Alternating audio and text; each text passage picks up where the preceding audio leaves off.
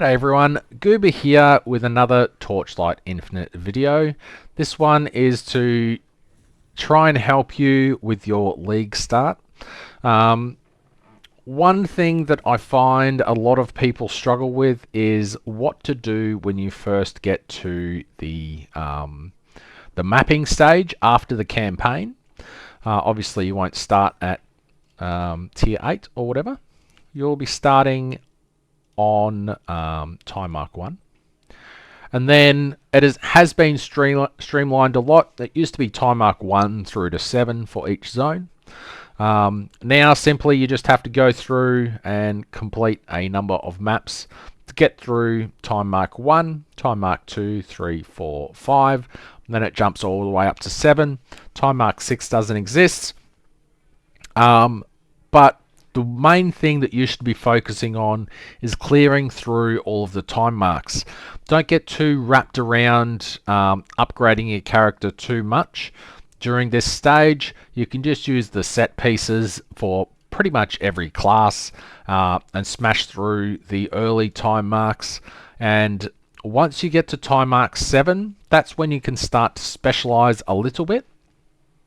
I say a little bit because that's when you would choose which zone to do your combat in, noting which of the fluorescent memory shards drop in that zone can often heavily influence what zone that you farm in. Personally, I like to spend a lot of time in Lava Sea and Voidlands. I choose Voidlands because more often than not, no one really likes running Voidlands, so the time mark 7 and 8 keys are generally cheaper in this area because no one likes running it, because some of the on-death effects are really quite horrendous in Voidlands. They are massive, they cover most of the screen, and if you go into them without max res, you're probably going to die. And I also really like the layout of Filthy Forest. It is an extremely easy layout to go through because it is simply just a run all the way up to the bridge, and then if you are doing a boss rush strategy, it is a quick straight line to the boss. And that is the map in a nutshell. If you are doing a boss rush strategy, this map is phenomenal. Not only is it cheap, it's practically a straight line all the way to the boss. Hopefully boss rush is really strong in the upcoming season, and we can utilize that to get our tier 8, was it 8, not 3, but profound keys, and then deep space keys, whatever it is. It's basically 8.3 and 8.4, but worded differently.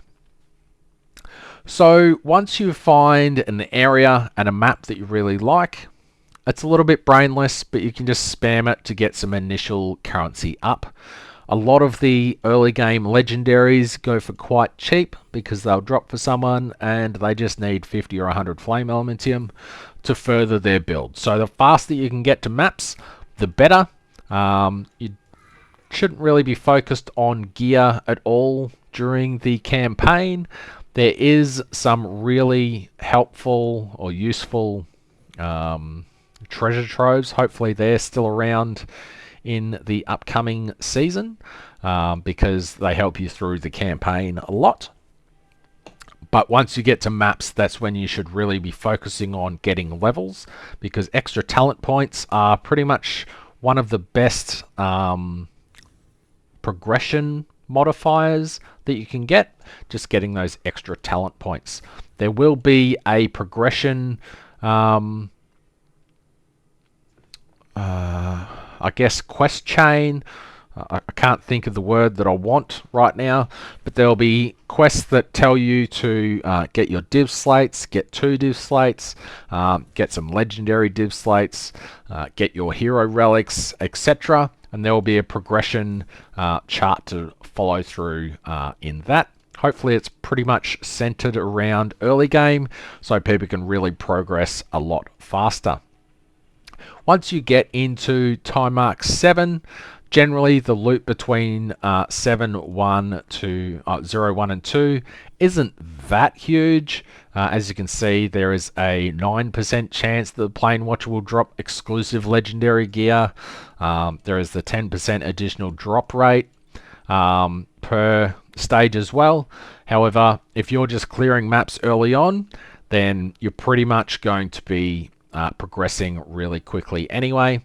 And if you are stuck and you can't do time mark 7, you can always go back and do time mark 5. Time mark 5, you can still have Flame Elementium drop, which is really helpful. FE starts dropping after time mark 3. So if you are struggling even with time mark 4, you can go back to the time mark 3 area, which is Steel Forge. As you can see up here, it starts to drop Flame Elementium, and just farm these areas until you can gear up your character a little bit more. I wouldn't be going for tier 0s at this point, but if you can get some tier 2s, tier 1s, tier 3s and tier 2s will get you into time mark 7 generally pretty easily, as long as you are not going for a super unique build, which will stagnate you really early. If you are buying the Battle Pass, which I definitely will be, I always buy the Battle Pass because I like supporting Torchlight Infinite. If you are getting the Battle Pass, you will have access to the new class. Unless you are a seasoned character, I'm a character in Torchlight Infinite. Unless you are a seasoned player, I would probably avoid the new class until about a week in, once people have had time to experiment with the new class and come up with some really good builds, which you can easily check out by just going to the hero ranking up here. And after a week, the new class will be in here, and you'll be able to see who is worth following if they haven't hidden their profile. I really wish if you hid your profile, you would not be in the hero ranking, because people can't see how you are doing so well. That is a cool background. That is juicy. Holy balls. Anywho, I'm getting distracted. You can check out their builds there. You can save their builds, and then you can go to your collections and see, you know, everything that they're building in there. Other than that, just keep on top of the trade house. Make sure you're doing your buy and sell orders.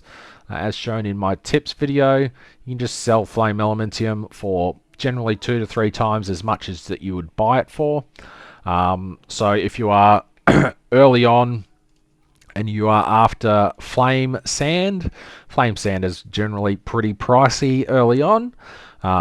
Going for, you know, 10 to 20 Flame Elementium per stack.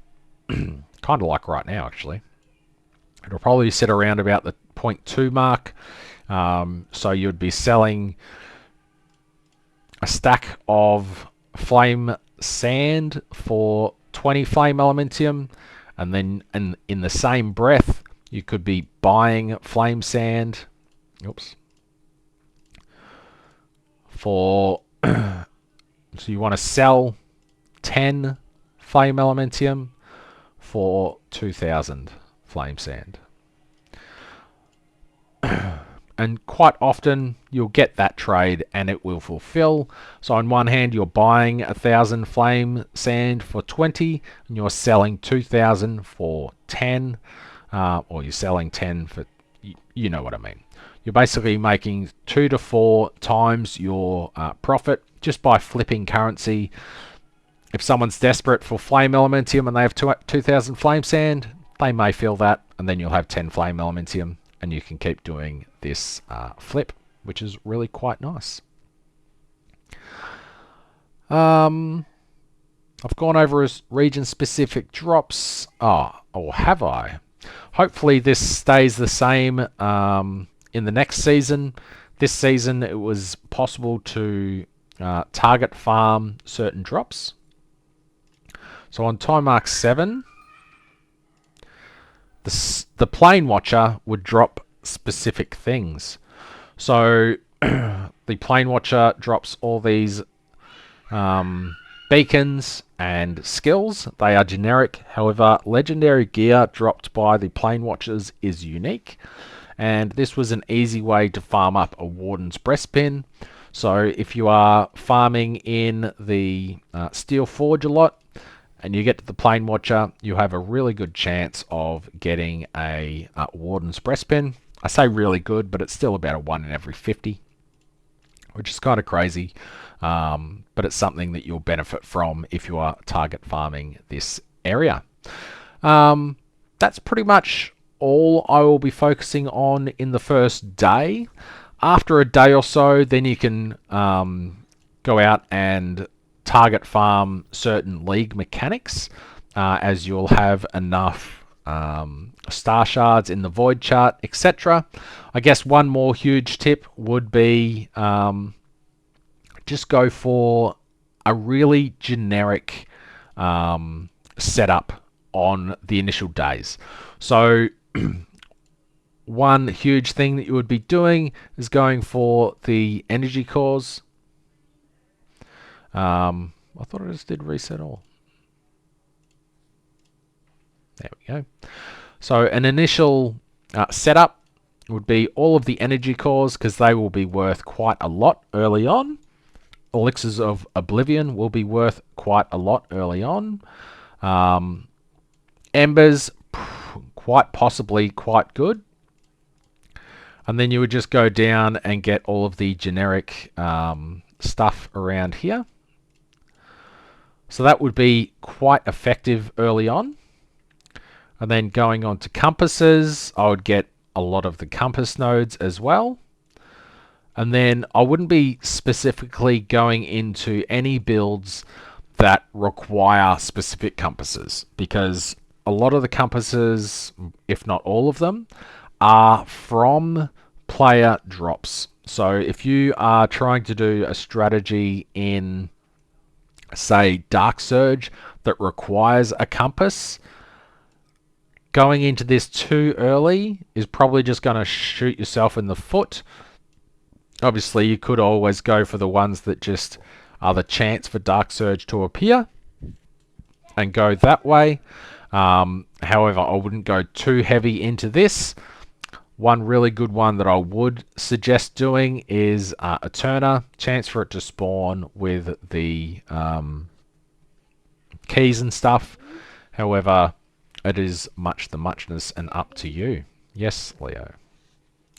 So basically the theme is try to keep it as basic as possible, and then you can just switch your brain off and farm, and eventually after a couple of hours you'll have enough currency and stuff to then start to split out, do whatever crafting you want, buy the keys that you need if you haven't farmed up enough to, you know, keep yourself going for a couple of hours. Hopefully I can smash into this and get out a really good strategy early on of how to make flame elementum per hour. But yeah, I just wanted to put out a quick tip on how to do day 1 for Torchlight Infinite, and hopefully this has been useful. Alright, thanks for watching. Cheers.